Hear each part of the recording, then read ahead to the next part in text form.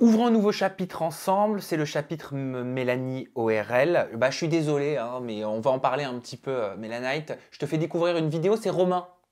Romain Ben. Ouais, c'est mon mari. Bah oui, j'essaie d'attirer ton attention parce que je sais que dès que je dis Romain, tu es attentive. Non mais Mélanite, c'est la seule qui en interview répond à ses SMS, ses WhatsApp. Non mais on s'est promis ça dans notre contrat. Dès qu'un il envoie un message, on répond. Ah, genre même en pleine interview. Ouais mais là c'est toi, tu m'autorises. Bien sûr. C'est la première fois que je suis amoureuse comme ça, donc... Bah oui, bien sûr. Mais regarde, il est là aussi. Mélanie ORL, hein, qui te fait du charme, elle a dit en te voyant, je vois un beau brun, cheveux longs, peau mate, beau sourire, il a de grandes épaules, j'adore. Ouais. C'était ton genre de femme, Mel? Enfin, Ouais. Mélanie ORL. Ouais, ça va. Ça va. Parce que ça, elle l'a découvert, Mélanite. Elle l'a dit sur les réseaux, elle a dit... J'avais pas de. Attends, tu lui écris après. Ah non. compte à lui rendre. Non, Je peux lui filer. Non. T'es dans la merde. Tu J'étais vois, dans la merde. Je sais que c'est une fille qui me plaît physiquement, forcément.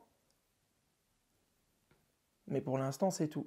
Par contre, c'est vrai qu'à la diffusion, je découvre son côté, son personnage un peu plus sensible. C'est Mélanie ORL qui a rapporté en story. Elle répondait à Mélanite et elle a commenté, elle a dit « Oh putain, les foudres de sa femme, je suis morte pour la suite. » D'où t'es morte pour la suite? Pourquoi? Comment? Qu'est-ce qui s'est passé? Qu'est-ce qu'elle va voir, Mélanite, qui va faire qu'elle est morte pour la suite? Ah. Non, mais je pense que quand elle dit ça, c'est... Mais c'est normal aussi. On s'est rapproché un peu dans l'aventure. On sent que... En tout cas, on sent... Arrête. Je m'envoie la facture. Non, C'est mais pas on- moi, c'est Mélanie Non, mais- ORL qui l'a dit. Non, mais en tout cas, dans les épisodes, on sent qu'il y a une ambiguïté. Voilà. Non, mais il est honnête. Et c'est une télé-réalité, Mel. Non, mais faut arrêter de dire que c'est une télé-réalité parce que quoi qu'il arrive, on te force pas à Mais tu aller l'as voir. fait, toi aussi. Oui, mais quoi qu'il arrive, ça veut dire que tu plais, bah, tu Et quittes la personne. juste avant, tu viens d'insister en disant que vous n'étiez pas ensemble. Oui, donc, je vais t'expliquer. Voilà, je plaide pour Romain. D'accord. Oui, lui, il a fait ce qu'il voulait, machin et tout. Il a dragué Mélanie ORL. Moi, maintenant, de base, t'as vu que si on a vu bien mes stories, au départ, comment dire? Moi, au départ, je rigolais avec Mélanie ORL. Ça me dérangeait pas qu'il la drague parce que Mélanie me l'avait dit qu'il s'était dragouillé. Donc, pour moi, bah, écoute, ils se sont dragués, rapprochés. Elle sait ce Ok. qu'elle fait quand même, Mélanie ORL. Elle te prévient en amont parce qu'elle sait qu'elle va avoir les foudres sinon. Oui, parce que quoi qu'il arrive, quand je suis arrivée dans l'aventure, en fait, ils m'ont tous sauté dessus. Ils me disaient des trucs, mais très vagues. Et pourquoi aujourd'hui j'en veux à Mélanie ORL, je vais te le dire. Parce qu'en fait, sur un canapé, machin, ils sont en tête à tête les deux. Et elle commence à lui dire, écoute, toi t'es ici, tu essaies de régler ta problématique, elle est là-bas. Donc les gens ils changent pas, donc toi tu vas évoluer, donc faut mieux lâcher l'affaire entre guillemets, tu vois. Donc toi qui es en train de me lécher les pieds depuis que je suis arrivée dans la maison, qu'on est soi-disant copine, que je te vois, que tu viens à l'anniversaire de mon mec, que je t'appelle, que machin, on se voit, qu'on dîne chez Inès, machin, tout ça. Donc toi, t'as osé dire que les gens ne changent pas et qu'il fallait qu'ils me quittent, tout ça pour qu'ils se mettent avec toi.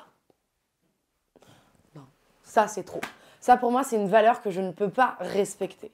Ça veut dire encore encore, tu veux sortir avec un mec, il n'y a aucun souci. J'étais pas avec. Et toi et moi on se connaissait pas, tu n'as aucun compte à me rendre. Par contre, tu ne me connais pas, tu me casses du sucre sans me connaître.